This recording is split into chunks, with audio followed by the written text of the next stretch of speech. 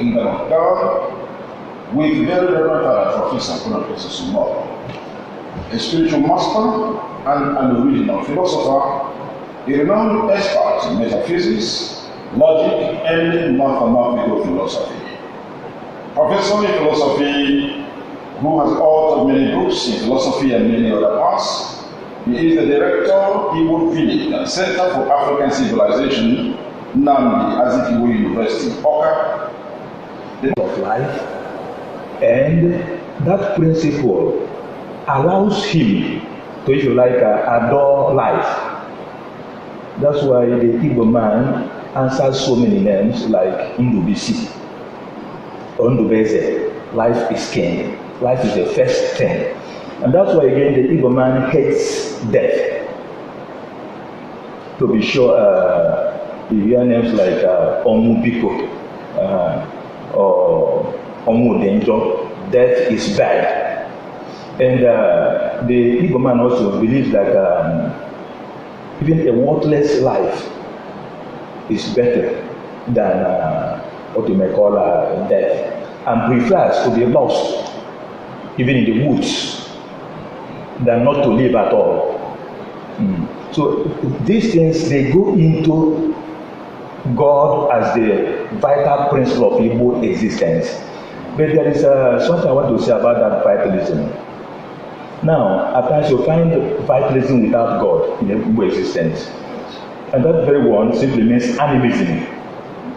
Animism. Like in animism, you still ascribe a spiritual principle to existence. You mentioned the Igbo spirit, for instance. You still ascribe spiritual principle to existence without really tying that to God. And that's why you see the Igbo man at times becoming animistic, believing that there is a force behind the physical object, which at times may not be God himself. Like you talk about these trees or rivers, some of these elements of the universe.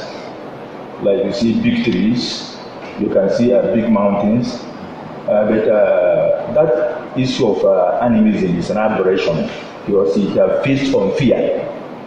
That's why it is also tied with superstition in Igbo existence. So anytime you have that kind of animistic belief, it is tied with fear and superstition. But at this point in time, I must see that as an aberration from Igbo existence, because originally the Igbo man does not shake in his belief in God as a supreme ruler and control of the universe. That's why if you come from vitalism to ontologism, you see that the Igbo man believes that God is the greatest being, see, the greatest possible being. And at that level, there are two ways of analyzing that. If God is the greatest being, than which nothing greater can be conceived. You see that at that level, of course, it has a kind of relationship with the ontological arguments in philosophical traditions. So those of Anselm, Descartes, and others. When God is seen as the greatest possible being, than which nothing greater can be conceived. You see that if such a being exists in thought, it must also exist in reality for that being to be that greatest being. Was Shuku, Chi plus Kuku. See, the greatest being, Chikakachuku. So, for that being really to exist only in thought, without being realized or manifest in reality, will be a kind of aberration, to be a paradox. So that's why in the Igbo world, you don't need to prove God's existence. In his being is his existence. Now, let me continue. Father, the God of the Igbo man, before the arrival of the white man, which is conquered again, which is the God in our hands, but our forefathers were worshiping only God, which and all that. This was done before a shrine and some objects. So how will you differentiate the two gods? That's why I am talking about we should be very careful about animism. When, of course, if you recognize there is a particular sacrifice the Igbo man does to Shuku. which has nothing to do with any material. I think the only material may be a kind of this cockerel. Indeed, somebody captured that in the poem, where the blessed-eyed cock hangs with head downwards, dripping blood, transubstance into the parted lips of the invisible deeps. When you talk about Chukwu, Chukwu is the supreme ruler and control of the universe. Of course, in terms of his functions, you can talk about Chineke, is a creative God, Oseblowa, the sustainer, the carrier of the universe, and things like that. But in terms of God as the supreme ruler and control of the universe, it's a kind of indivisible unitas, undivided unity. So you cannot talk about, that's why, of course, no one can deny that in Igbo ontological hierarchy, or Igbo cosmogony, that there are things like all these other idols and things like that. You remember that in Isaiah 40 verse 10, God said, "Before me no God was formed, and after me shall be no other God." So you find out that when they go to some of these things, it's not as if they are trying to replace them with the supreme being. You see, they see them as a kind of messengers of the supreme being. No matter their status, they are all messengers of the supreme being. The only thing is that's why in the Igbo world, some people are talking about monopolytheism or polymonotheism, but these things they border on confusion. The Igbo people believe in one God, Chukwu, who, if you compare that to the Christian Trinity, who in function can go into names like Chineke, Oseblowa, but Chukwu as the supreme substance of the Igbo principle of God cannot really be confused for anything. How does this triangle animism and monotheism and pantheism, how does this three affect the Igbo principles of existence? I would say that animism is an aberration. Pantheism is an aberration. It's a kind of misrepresentation of the Igbo concept of God as a vital principle of Igbo existence. That's why the Igbo man believes a lot in God. Even in the in the condition of aberration, he believes a lot in God. Because he cannot do without God. Because like all the Igbo names and the Igbo music and things, they're all over the place. The only thing I want to say is that anytime you are so much into the spiritual, Igbo man operates in the spiritual. Say So anytime you operate so much in the spiritual, there is a problem of confusing certain agents in the like I've talked about this idea of the elements of the universe, like the earth, what they normally call Ana, as the zone of morality, the issue of the water, the air, and all these beings. But the way I see these things, they border on aberration of the Igbo view of that spiritual reality, spiritual substance that stands behind what is seen. See, they want to be sure that there is something invisible, a spiritual substance that underlies reality. So, but that substance must be tied with God, so that the vitalism will not end up with animism or with pantheism. So God cannot be the same with his creatures. That's what they call avariso adeo et converso ad creaturam. Going away from God and then going towards the creation. God cannot be the same thing with his creatures or with creation, because God created these things. So to now say that God is the same with them will be pantheism. To now subtract God from them and to accord them another godly principle will be a kind of idolatry. So I think the most important thing is to believe this program is a kind of destiny discovery of Igbo principles, So I want the Igbo people to know that God as a creator, God as a superior and controller of the universe, God as Chukwu remains substantial in functions, just like the issue of the theological Trinity, Sancta Trinitas Atque Indivisa Unitas. See, the Holy Trinity and the undivided unity of the Most Holy Father. See, that Father is Chukwu himself, the Most Holy Son. If you compare the function of Jesus Christ and what he was called Osebro, as the dialect may go, you see a kind of relationship between them. You also talk about the issue of the creative power of God in the Holy Spirit. Because God made man from the dust of the earth and breathed into his nostrils the breath of life. A man became a living soul. Genesis 2 verse 7. So God created the man from nothing by the power of his spirit. There was a time, there's a way I normally explain that, because the only way you can understand this is to go into comparative theology,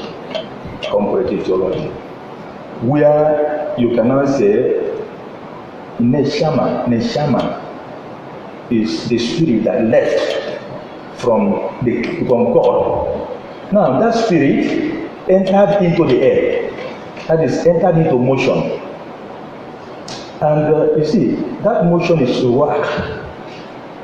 So I want you to see a kind of primordial movement of Neshama, where the spirit left God himself, now moving towards creating something. So when it is in the air, let's talk about ruach. Now when it has settled to establish a creature which has created something, about nefesh. See, the spirit is now inside something, it has created something, it's not behind something. That's why the issue of animism should be destroyed. I want our people to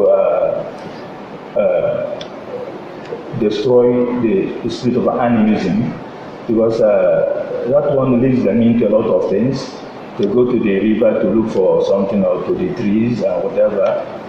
These are creatures. These are sacrifices. These are creatures, and they can never become the creator. That's what I call a converso adeo, a converso adeo. And it is sin to leave the creator to look for these the animal, the sun, the moon, the stars, or the rivers, or the mountains, and it's idolatry, it's animism. What are you, we know Igbo leaders in African civilization? Yeah. Number two, you are an Igbo leader.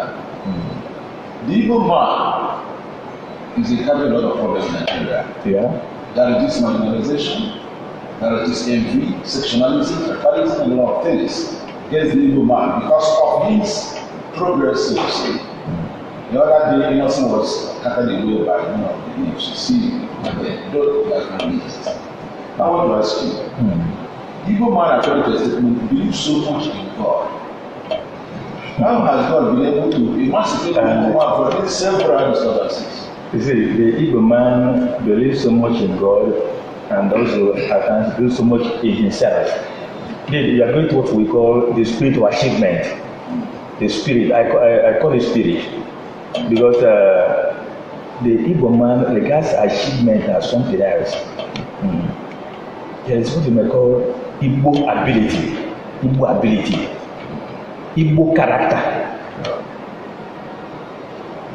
Igbo self. So you see, normally, even though you can say that she is a kind of diminution of the macro Chukwu, you may get a little bit of sense in two Igbo proverbs like Onye Kweshie,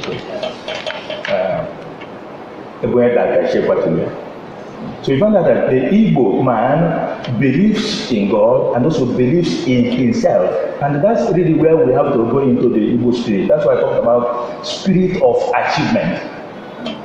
So because the Igbo man is an independent being. That's why I said this program will also serve to create and nurture Igbo conscience. So at this point in time, we are not talking so much about independence, but about interdependence, a kind of synergy, interdependence. Of course, I will not countenance what we call dependence. The Igbo man hates dependence. But if you go to the extreme, independence, that one may not be so wonderful.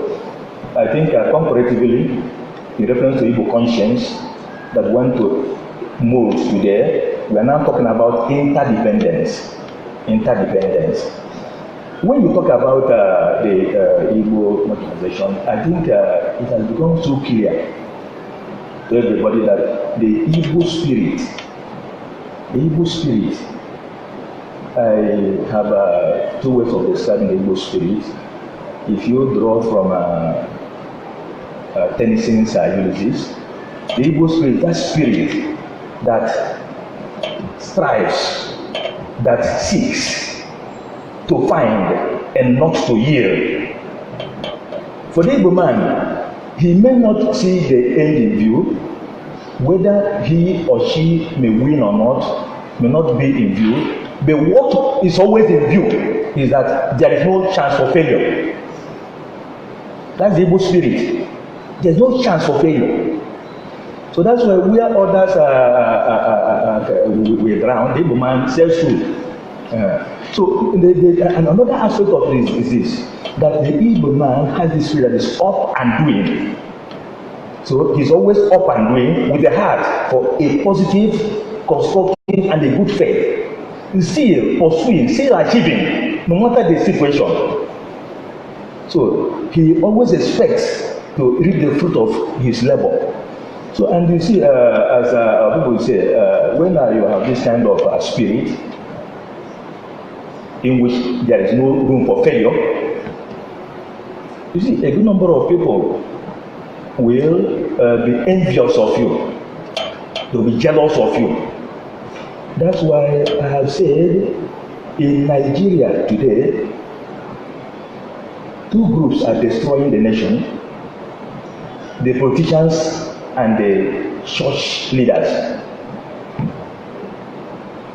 who are wicked, who are very wicked, who bulldoze the people, who have no sympathy, who have no compassion. See, the Christian compassion. So we have to be very careful about that. Now, achievement remains something personal. Achievement remains a blessing from God. And no amount of envy, no amount of wickedness can take away the gift one has in himself from God. So the Igbo people, they have that kind of a gift. And so that if they come into your territory, they will overrun the territory, they will overtake you. See, in houses, in vehicles, in money, in everything. Is that being used for the being attacked on national lines? It's part of that. And another serious point is in what I call this cultural conflicts. Cultural conflicts. For instance, the Igbo man cannot easily change, just like the Jew cannot easily give up his or her culture. So you cannot really drag him or her to go into another thing. And Nigeria, as I said, I'm coming. This analysis is very important. Nigeria as a nation is not a homogeneous people. Let me link this into It's a heterogeneous people. I will link what you are just saying. It's okay, so let go. I want to ask you whether the Igbo man's pattern of individualism Good. has affected him constantly to live vis-a-vis and his coexistence with tribes that has language, culture, and religious differences. To be precise, we are going into what we may call another principle of Igbo existence, or Igbo spirit, the issue of communalism. Did you know I have found a problem with the Igbo communalism because it is individualistic. is individualistic. So when you talk about communalism, see, you are talking about a kind of commensalism, a kind of communitarianism, where people will come together, you may say from each according to his ability, to each according to his needs. Now, you are talking about a kind of synergy, where people come together to build a kind of civilization. But the Igbo man is so independent that even his freedom within that communalism becomes a question again. So you cannot put out that question. What is the place of individual freedom within Igbo communalism? That Republican spirit is a problem. And for me, it cannot really measure one-on-one with that communalism. See, and as I told you, it's a problem for Igbo principle of existence that the Igbo man wants to achieve alone. Indeed, I have this concept I call selfism. There's selfism in Igbo existence. But I want to explain that in terms of selfishness. The selfish one is a negative nuance, more or less a millicent, but that one is positive, that somebody wants to establish himself. That every setback against his ability, he wants to do away with that. Every impediment against his character, he wants to bomb that. Every obstacle against his achievement. That's why I'm talking about, there's what we call Igbo ability. It's one in town. Igbo achievement is one in town. See, Igbo character is one in town. See, I think it's part of why the Igbo man stands a victim of circumstances of the time. Now, in terms of selfism, this idea of wanting to do everything in one day, the Igbo man wants to achieve everything in one day. I think it has a lot of stress to that.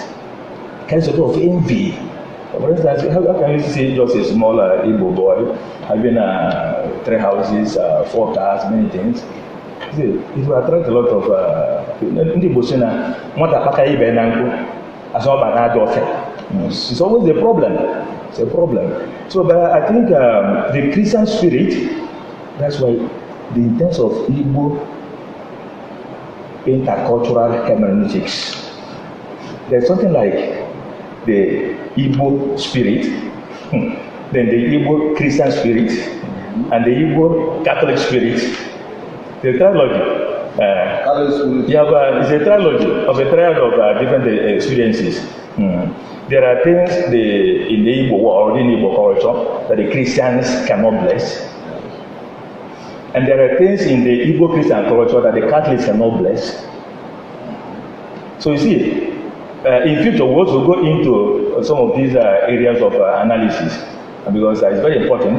The only thing I wanted, like you are talking about the Igbo music, arts, culture, and things like that. The only thing I will say about that is, let us apply the principle of Igbo cultural hermeneutics. When there is suspicion, what do we do? If there are areas of culture in terms of conflict, if there are areas where we have something that can no longer stand with us, we apply the principle of rejection. We reject that. Things like all these ritual killings. Of course, you see, in the past, our ancestors started with that. Our Christian ancestors, like the issue of the killing of twins and all that. So they started to destroy those things because they are inimical to Igbo existence. And slavery. Even this modern slavery in Libya. The Igbo migrant spirit. We are coming to that. Now, another aspect of that is that if there is an area, and I want to stress this, there's an area that you have a kind of syncretism. Let us purify the areas and take away what is evil and take what is good. But if there are areas where you have things that are wholly good, like the Igbo names, all these good names, Igbo music, you can adapt them, you can assimilate them into liturgy and other things. So that trilogic principle must be used. in the Igbo cultural hermeneutics or Igbo exegesis. If we are dealing with things like these ritual things or whatever, this idolatry or whatever, destroy those ones. We cannot, God has said he cannot partake with the idols. Before me, no God was formed. After me shall know that God, Isaiah 48 verse 10. Let us take away those areas. Then areas where you will have something good, something evil, let us purify. Take away the things that are evil, assimilate those that are good. They are good. But where they are wholly good, there should be no question. There should be thoroughgoing assimilation of that. That will lead us to good civilization. It will bring us to a high level in Igbo civilization. So that's my take on that. Can you reflect more on the merits and shortcomings of the communalism in Igbo nation? Okay, I have made it clear. For instance, there is something somebody says, no man is an island entire of himself. That's for whom the bell tolls by John Donne. No man is an island entire of himself. Every man is a piece of the continent, a part of the man. So if a cloud is washed away by the sea, Europe is the less. As well as a promontory wear.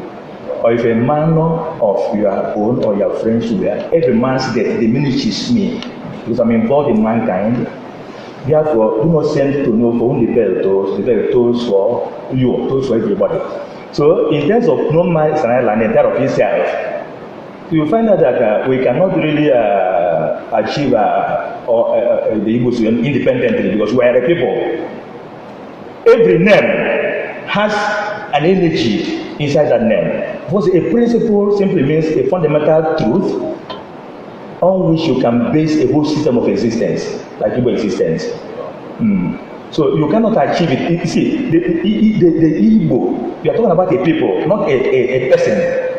That's why I want to make it very clear that this whole idea of thoroughgoing extreme functional independence to be moderated today for interdependence, for us to achieve our destiny as a people.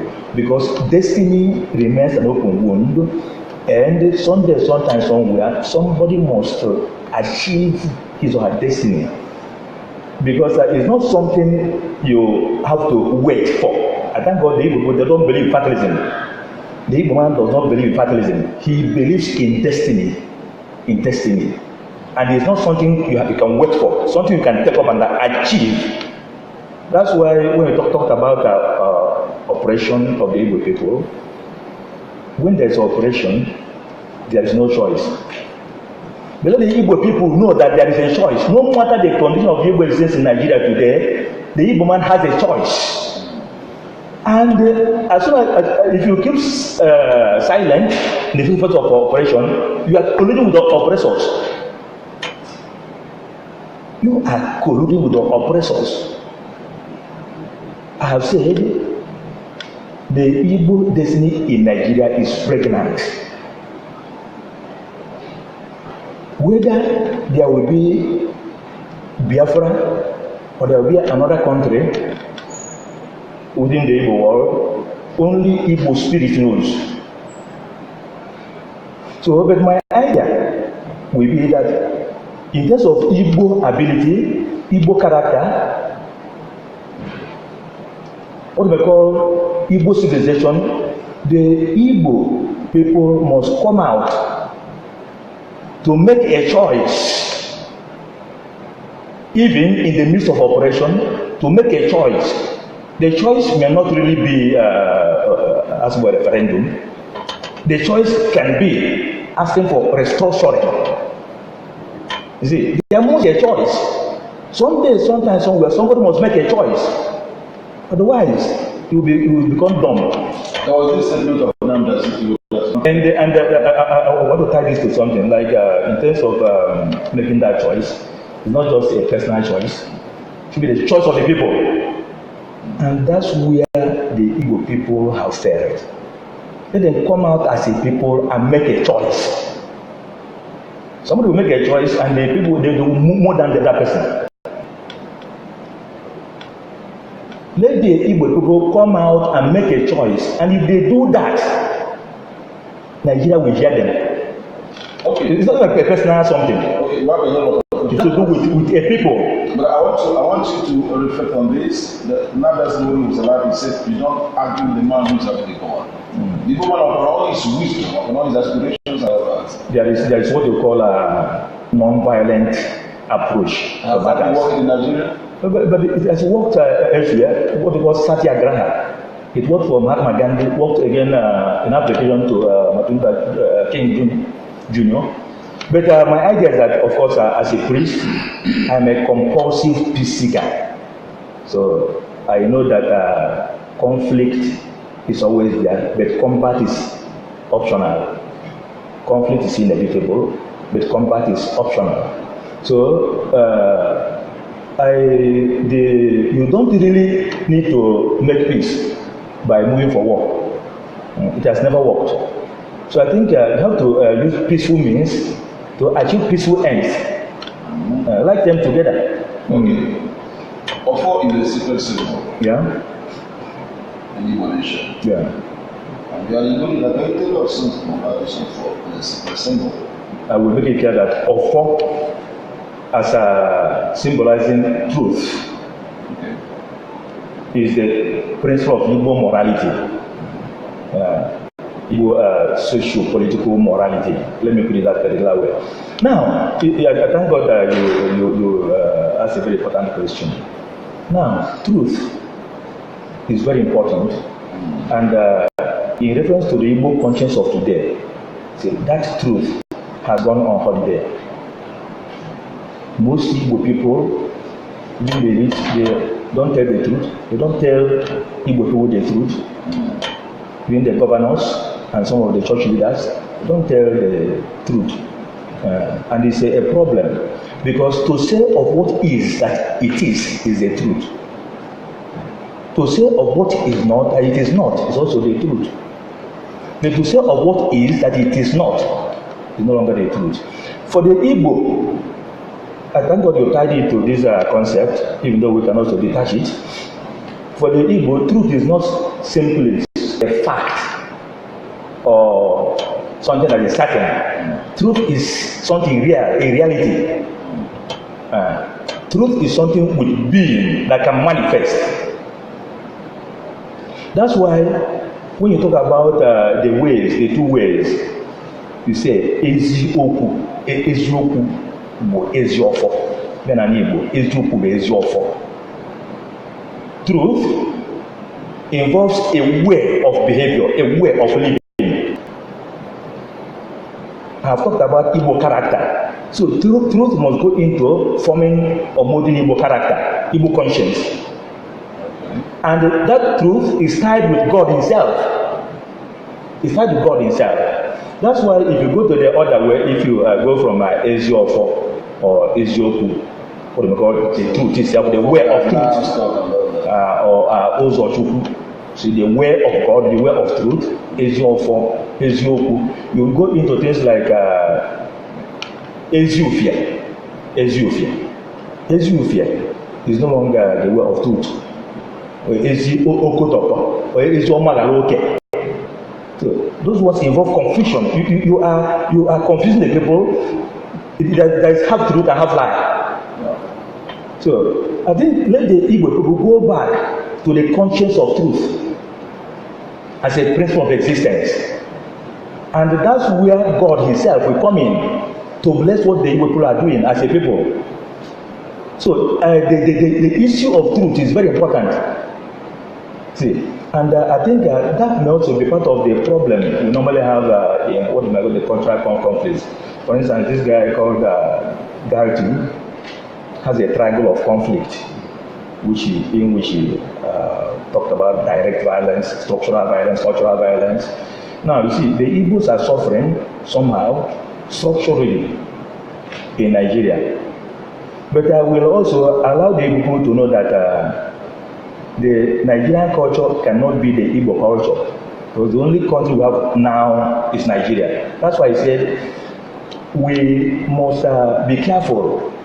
Let us be careful, but not be fearful. In terms of fearful, no. Let us be careful. See, Nigeria is the only country we have now, and we must support the government of Nigeria. But we have also to air our opinion, because freedom remains a fundamental principle of existence. Okay, I think you've hammered on that discussion. Some people see Ikenga as a Honda and some people see it as a deity. A different meaning to this word Ikenga. So, Father, what is Ikenga exactly? I will not tell you that Ikenga is an idol. Indeed, to be precise, the only level I want to discuss that Ikenga has to do with Igbo achievement. I think I've already talked about that Igbo principle of achievement. There is the spirit behind Igbo man's natural inclination towards not just achievement, but meaningful achievement, remarkable achievement, eye-raising achievement. But let us not go to tie that to a Honda God or how to say. I've said that some of these things are really principles that cannot go into answering gods. There is only one God in Igbo land, Chukwu, and in other manifestations or functional manifestations like Chineke, Oseblewa, we are talking about the same thing again. Just like the Christian issue of Trinity. So to talk about Ikenga as a God, no. But I think it's a symbol. Every symbol gives food for thought. So it's a symbol that identifies Igbo's spirit of achievement as a meaningful, remarkable, eye-raising achievement, not just any kind of achievement. An achievement that can even mean that somebody will achieve everything in a week. He will be born, he will marry, he will die, he will be buried within a week, and build houses. So I think we should be careful about that. And another dimension again, the Igbo spirit of extravagance. I think that has to do with this extravagance, like in funeral something. For the Muslims, when somebody dies, God does finish everything. The Igbo man will put the thing in the mortuary first for 3 years. Then buy a casket of 3 million. So you see a lot of things like that. Houses. Because there is that money. What do you have to say about the migrant nature of the Igbo people? You see, that nature is a nature that I'm not very comfortable with it anymore. I wanted that nation. Indeed, let us modify that nature. Let us mold that nature into something meaningful. Now, the migrant mentality, I think in terms of what we may call the wars and the counter wars, and what we may call the blood guilt, they are responsible for this migrant spirit. Again, this idea of that the Igbo man wants to achieve. So, I know where they're killing money. So, you see, but I wouldn't want this kind of spirit to grow into something that will now mean that everybody will migrate. Or maybe as you migrate, you don't look back. The Igbo say, Akwa Funelu no, Anaju, Obonya Baya. The statement Akuluno. So your wealth must come back to your house. You see, don't just build houses everywhere, but the Igbo world is not taken care of. So first of all, build here, invest here. So this kind of Tinko philosophy. So this kind of migrant investment is rubbish. Indeed, it is destroyed by the name Akuluno. I'm not saying that you're not going to build all these factories and industries and houses everywhere.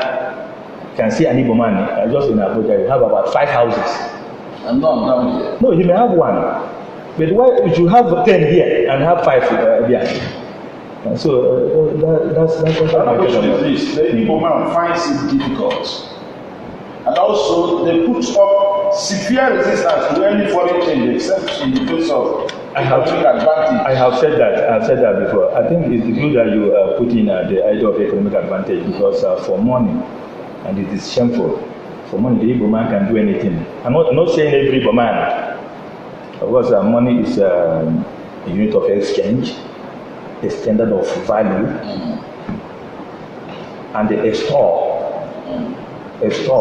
of advantages. So I will say that in terms of the Igbo man's peculiar individualism, in terms of what I may call, I won't call it superiority of culture, because I have said that Nigeria is not one country, no, one people. That's why the Igbo man cannot expect his culture to become Nigerian culture. Because there are other people in Nigeria, like the Yoruba, the Hausa, and others. So that's why in that culture conflict, you always have what we call culture suicide or culture crime. Most of the problems we are having today, I think we may discuss this idea of culture conflicts in another program, so as to show how these cultures can blend and come together as what we may call Nigerian culture. Nigerian culture is not an Hausa culture or Yoruba culture or Igbo culture. It's a kind of fusion of the horizons of some of these things. So in that, some of these cultures will give way. We naturally commit culture suicide. Others will remain for us to live together. Because one culture will destroy the others. Just last question before we round off. You have mentioned this how the Igbo man, the belief of an Igbo man not desiring to die, has made the Igbo man to so much resist death. And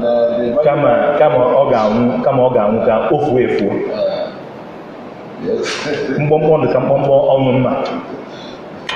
They also a lot of things as a result. Like Omodinjo, death is bad. Please, don't kill me. And then they will say, come back and kill them. Wait, that is coming.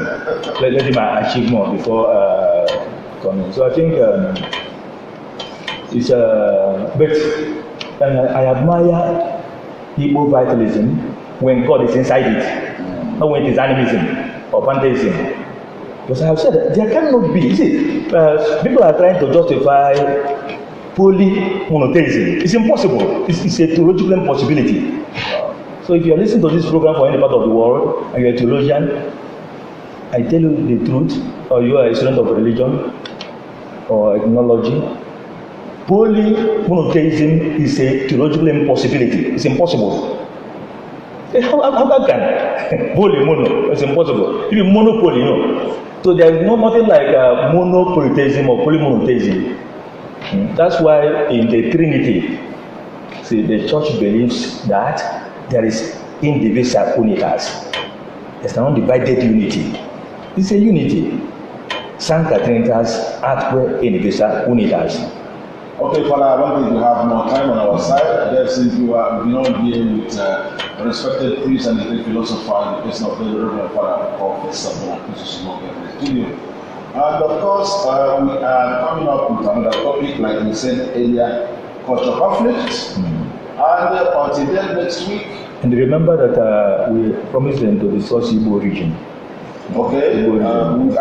Let's see which one we take off. Igbo conflict, Igbo origin, anything Igbo as it relates to God Himself, because it's a video of people as well. So, Jude Master today is my name. On behalf of all of us, I want to tell you that the next program is going to be another good one, but today is very good. Thank you very much for being part of it.